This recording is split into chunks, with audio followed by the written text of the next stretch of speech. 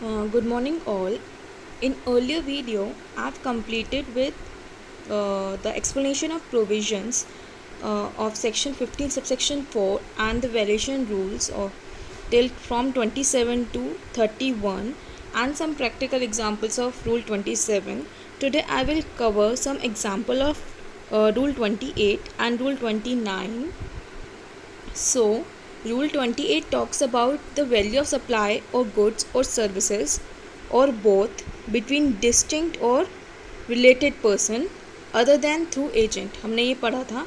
इसके प्रोविजंस मैंने बता दिए थे. मैं फिर भी एक बार रिकॉल कर देती हूँ कि इसका 3 आप क्राइटेरिया रहेंगे. एक ओपन मार्केट वैल्यू.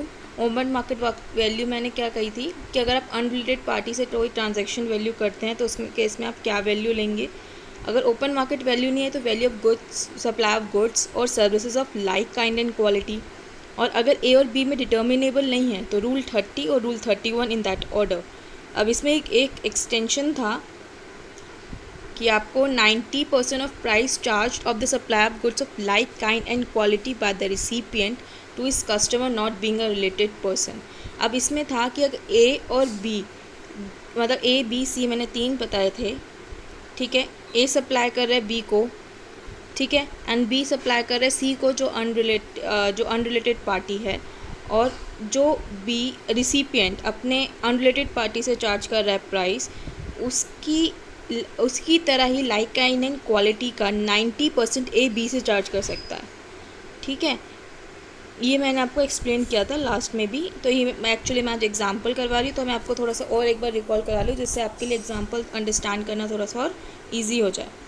तो हम एग्जांपल पे आते हैं. Example 113 which is messrs X limited own factory in Chennai and 1 depot in Cochin. ठीक है, depot in Cochin is required to obtain separate registration. ठीक है, अभी देखिए डिपो है कोचिन में, चेन्नई की फैक्ट्री है, तो ये डिस्टिंक्ट पर्सन के बीच में बात हो रही है. And depot in Cochin is required to obtain separate registration as they are considered distinct person under section 25 subsection 4 जो आपका रजिस्ट्रेशन का सेक्शन है of the CGST act 2017. And the goods manufactured in Chennai factory will be transfer to Cochin airport where it will be sold as it is. अब देखिए इसमें लिखा है good transfer factory to depot on 8 February. Number of units 1000 थे और price क्या था, factory per unit 200, depot पे है 220 और रेट है 18%. हमें क्या निकालना है, value of taxable supply of goods and IGST liability in the hands of messrs X limited. मतलब समझ मैंने बोला था ना कि 3 पार्टी हैं, 3 में से पहली पार्टी जो दूसरे को कर रही है वो हमें बेसिकली उसकी वैल्यू निकालनी है. तो हम क्या लेंगे इस केस में. अब इसमें हमारी जो सेकंड पार्टी है वो डिपो है और थर्ड पार्टी का हमें नाम नहीं दे रखा, बट बोल दे कि वो अनरिलेटेड पर्सन है, वो किसी और को सेल कर रही है बट 220 के प्राइस पे. तो हम इसमें क्या लेंगे, वैल्यू ऑफ टैक्सेबल सप्लाई क्या लेंगे, 90% किसका लेंगे हम, 220. और यूनिट्स कितनी है हमारी, 1000 की. तो 1000 इंटू 220 का 90% मिस्टर एक्स लिमिटेड के लिए टैक्सेबल सप्लाई होगा. तो ये आपकी जो वैल्यू आएगी वो आएगी 1,98,000. ठीक है, 90% करके 1,98,000. अब इस पे हमें GST रेट लगाएंगे 18%, तो विच विल बी 35,640. और ये IGST उसकी लाइबिलिटी होगी, IGST liability. Okay, I think आपको समझ आया होगा. ये भी 114 भी सेम क्वेश्चन है, आप ट्राई कर सकते हैं. अब रूल 29 का एक क्वेश्चन कर लेते हैं. चलिए इसके 2 क्वेश्चन ट्राई कर लेंगे. A principal supplies groundnut to his agent. अभी एजेंट है. 29 talks about agent and 28 without agent था, between distinct persons. Principal supplies groundnut to his agent and the agent is supplying groundnuts of like kind and quality in subsequent supplies at a price of 500 per quintal. अब इसमें अब 29 में हम क्या क्या देखते हैं, एक ओपन मार्केट वैल्यू या 90% वही वाला क्राइटेरिया जो हमने 28 में पढ़ा था. और अगर इन दोनों में ये एप्लीकेबल नहीं होता ए, तो हम रूल 30-31 पे जाते हैं. 30 था आपका कॉस्ट ऑफ प्रोडक्शन में, जिसमें हम 110% of cost of production acquisition ले लेते हैं. 31 हम जर्नल प्रोविजन सेक्शन 15 की जो बेस्ट जजमेंट मेथड होता है उसके हिसाब से लेते हैं. बट इसमें हमें यहाँ तक जाना नहीं पड़ेगा, हमारा इसमें ए पार्ट जितनी डिटेल हमें गिवन है. लाइक काइंड एंड क्वालिटी का वैल्यू हमें गिवन है supplying like kind quality subsequent supplies at subsequent supplies, ठीक है, आगे की सप्लाईज है 5000 पर क्विंटल। और independent supplier supplying groundnuts of like kind and quality to the said agent at the price of 4550 per quintal. अब इसे हम दोनों वैल्यू ले सकते हैं, हमें बोला है 29A के हिसाब से। अब एक देखिए, अभी दोनों आप प्रोविजंस और इलस्ट्रेशंस को दोनों को कंपेयर कीजिए। 4550 है, ठीक है, 4550 आपकी वैल्यू हो जाएगी लाइक काइंड एंड क्वालिटी की, sorry independent supplier supplying ground nuts कर रहा है, मतलब मैंने बोला था अनरिलेटेड पार्टी, इंडिपेंडेंट सप्लायर हम करेंगे किसी अनरिलेटेड पार्टी को करेंगे तो हमारे पास क्या प्राइस आएगा, वो आपकी ओपन मार्केट वैल्यू हो गई। तो 4550 आपकी ओपन मार्केट वैल्यू हो गई। और ये 90% वाला क्राइटेरिया हो गया सब्सिक्वेंट सप्लाईज का, तो 5000 का 90% दैट इज़ 4500, ठीक है। अब इनमें से कोई भी, दोनों में से कोई भी सप्लाई ली जा सकती है, value of taxable supply. Okay, अब नेक्स्ट क्वेश्चन है, वो भी इसी से रिलेटेड है। Mr P limited being a principal supplies laptops to his agent. Okay, agent की बात आ गई। And agent is supplying laptops of like kind and quality in subsequent supplies. इसमें 90% वाला क्राइटेरिया, अगर हमें रिटेल पूरा दिया होगा तो हम इसमें 90% वाला क्राइटेरिया लगाएंगे। Mrs P limited incorporated in Chennai, agent is located in Nagercoil, goods supplied on 15th November by the principal to his agent। Selling price जो है आपकी 15 नवंबर में, नंबर ऑफ यूनिट्स 1000 है, ठीक है। अब price at which principal supplies to agent हम nil लेते हैं, हम आगे पढ़ेंगे, और नील लिया है इसमें। और price at which agent supplies to his customer not being a related person, अब इसने फर्दर सप्लाई के 22,000 लिया, रेट 18% है। अब इसमें goods procured by agent from another independent supplier supplying laptops of like kind and quality eight 20,000 per unit on 15th नवंबर। अगर independent supplier supply करेगा, हम ये ओपन मार्केट वैल्यू हो गई आपकी 20,000, ठीक है। और अब 90% हम फर्दर सप्लाई का, सब्सिक्वेंट सप्लाईज का भी ले सकते हैं, 22,000 है।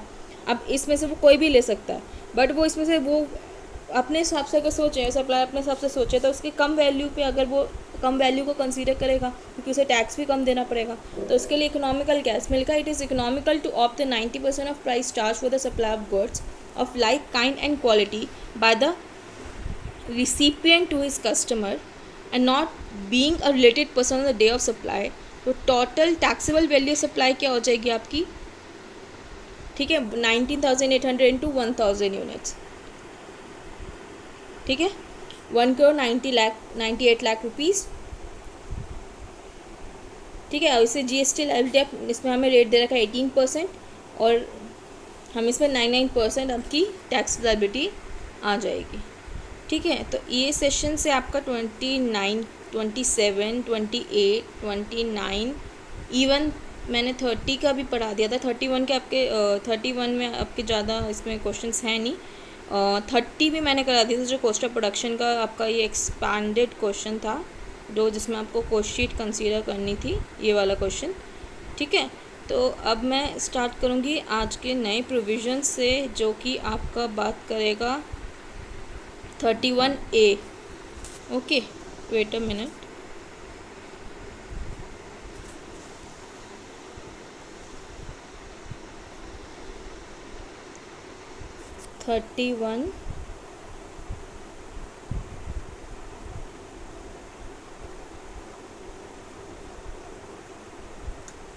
हाँ, यहाँ से आपका 15 सबसेक्शन 5 सेक्शन चालू होता है। 15 सबसेक्शन 4 आपका रूल्स कवर करता है 27 से 31 तक, ठीक है। अब 15 सबसेक्शन 5 के आपका बात हो रही है, इसमें रूल्स आएंगे आपके, बाकी रिमेनिंग रूल्स रह जाएंगे 35 तक हैं।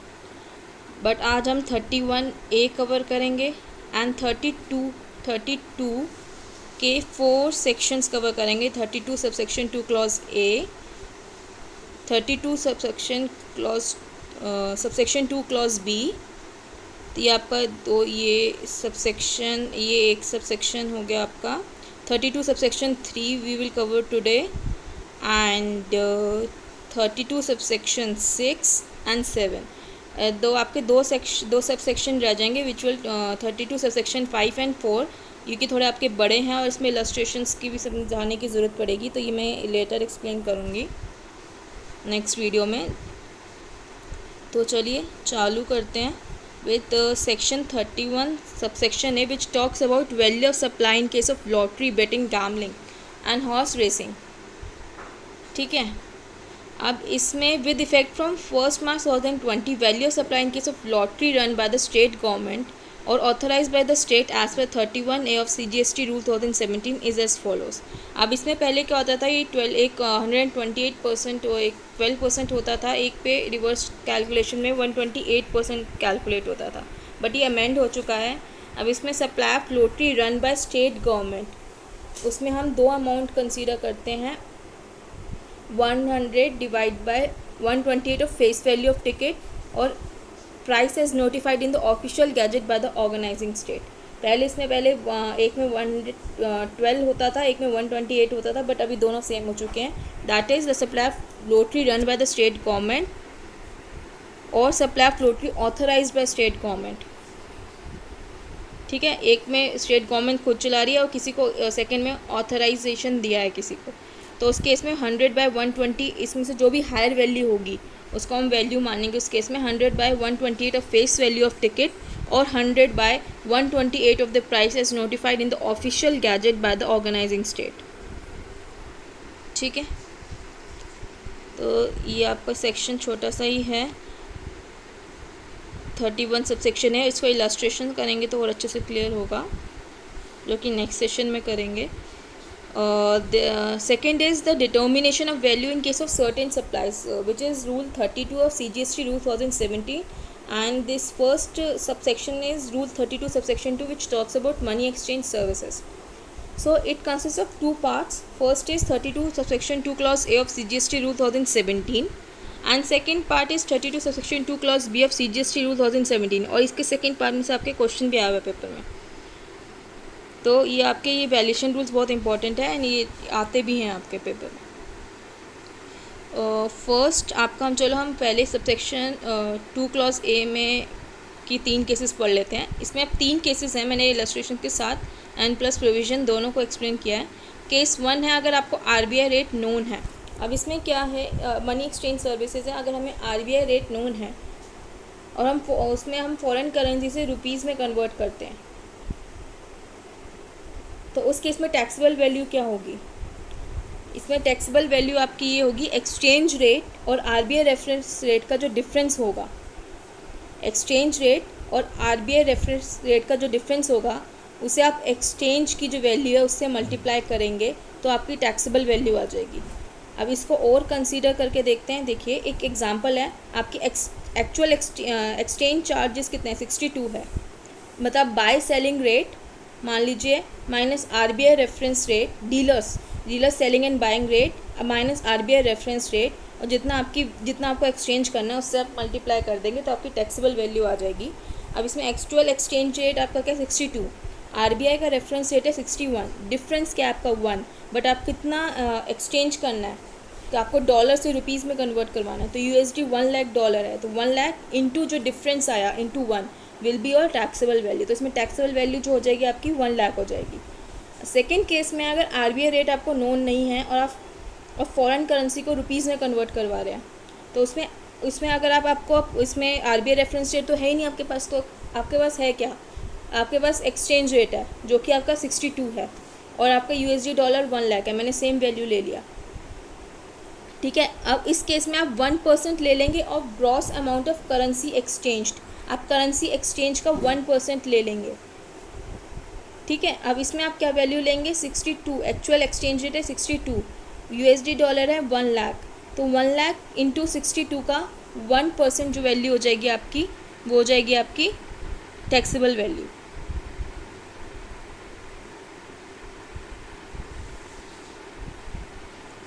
ठीक है।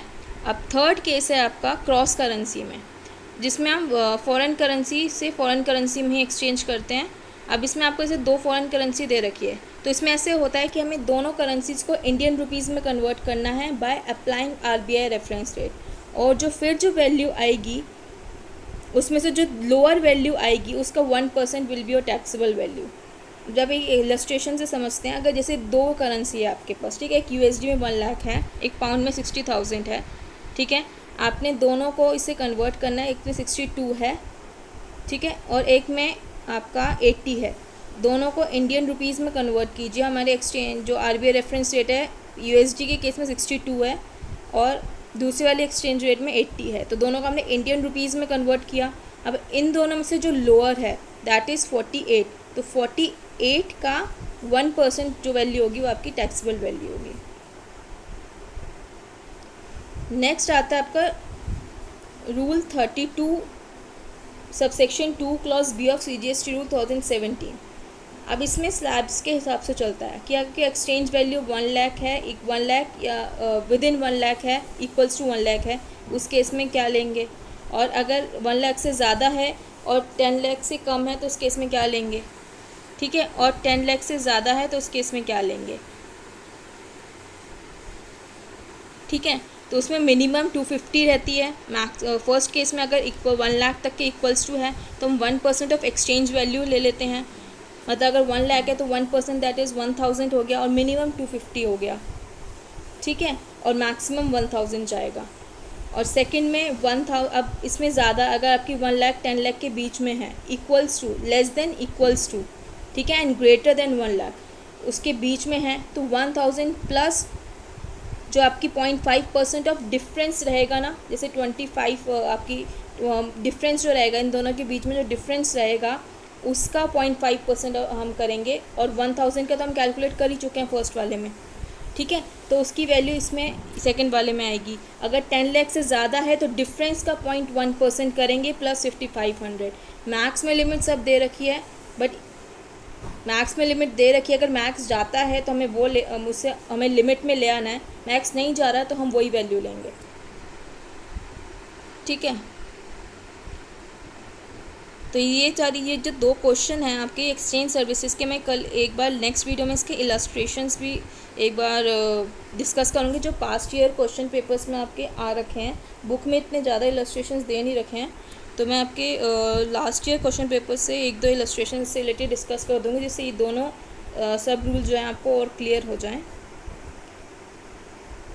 थर्ड है आपका rule 32 subsection 3 of CGST rule 2017 which talks about air travel agent of passenger transport. Air travel agent जो है वो मीडिएटर होते हैं between the ultimate customer and airlines. आप बुक करते हैं टिकट makeMyTrip.com से, ये सारे एयर ट्रैवल एजेंट हैं और ये मीडिएटर की तरह काम करते हैं between the airlines like air India, SpiceJet के बीच में एक मीडिएटर का काम करते हैं आपके लिए टिकट बुक करने के लिए। तो उनके केस में टैक्सेबल वैल्यू क्या होगी? As per rule 32 subsection 3 of CGST rules 2017 permits an air travel agent to discharge GST at fix percentage of basic fare on which commission is normally paid by the airlines to the agent. उन्हें जो commission मिलती है वो basic fair पे होती है। आपको ticket आपने कभी देखी हो तो उसमें और भी चार्जेस लगे हुए होते हैं, बट लेकिन इन जो कमीशन मिलती है वो बेसिक फेयर की फिक्स परसेंटेज मिलती है।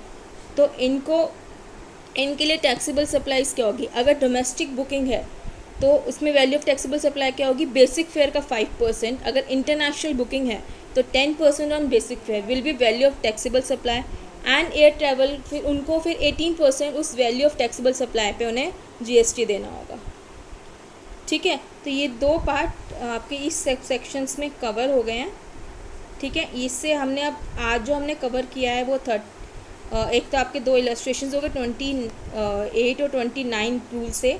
देन हमने रूल 31A के बारे में बात की है। देन हमने rule 32 subsection 2 and rule 32 subsection 3 के बारे में बात की है। अब हम आगे जाएंगे जिसमें हम बात करेंगे 32 सबसेक्शन 6 की, redeemable voucher / coupon stamps other than postage stamp. अब इसमें क्या बोल रहा है हमने, ये पोस्टेज स्टैम्प, ये कूपन्स वाला अपने 12 सबसेक्शन 4 एंड 13 सबसेक्शन 4 में पढ़ा था टाइम ऑफ सप्लाई में। जो 12 subsection 4 talks about the time of supply in case of goods and 13 subsection 4 talks about the time of supply in case of services. तो उसमें हमने पढ़ा था कि अगर हमें उस टाइम पे पॉइंट ऑफ टाइम पता है कि उसकी वैल्यू क्या है, किसके लिए हम मतलब पर्टिकुलरली किसके लिए यूज़ हो रहा है, स्पेसिफिक वाउचर है, तो उस केस में हम वैल्यू क्या लेंगे। और अगर हमें स्पेसिफिक वाउचर नहीं है तो हम क्या टाइम ऑफ सप्लाई लेंगे, दोनों में हमने लिया था कि हमें पता है, अगर उस टाइम पे हमें पता है तो हम फैट ना टाइम ऑफ सप्लाई तभी हो जाएगा इशू के टाइम पे ही। और हमें अगर जब स्पेसिफिक सप्लाई नहीं है, जर्नल वाउचर है, तो हम उसे रिडीम कराएंगे तब होगा। तो उसने यही लिखा है कि it shall be equal to money value of goods और सर्विसेज और बोथ रिडीमेबल अगेंस्ट, जो भी इसमें रिडीम होगी या उस टाइम पे इशू होगी उसको हम उसकी वैल्यू मान लेंगे। तो आप इसको उससे रिलेट करेंगे तो बहुत अच्छे से क्लियर होगा। का नेक्स्ट सेक्शन है value of service provided one distinct person to another distinct person, या आप इसे शेड्यूल 1 ले सकते हैं, para 2 of schedule 1 which talks about supply, which talks about the supply without consideration, schedule 1 को।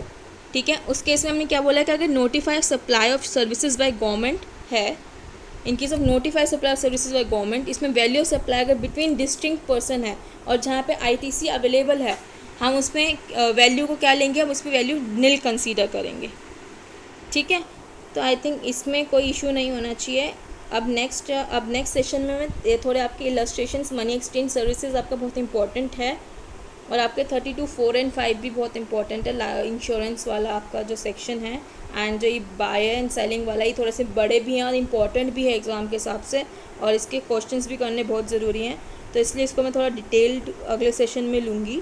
एंड नेक्स्ट आपका फिर छोटे छोटे सेक्शन रह जाते हैं, 33 विच talks about pure agent services, and 34 and 35 भी बहुत शॉर्ट सेक्शंस हैं। तो मेन आपका आज का और कल का सेशन होगा, जो आपके कल के सेशन, अगले सेशन में जो है ये कंप्लीट हो जाएगा वैल्यू ऑफ सप्लाई।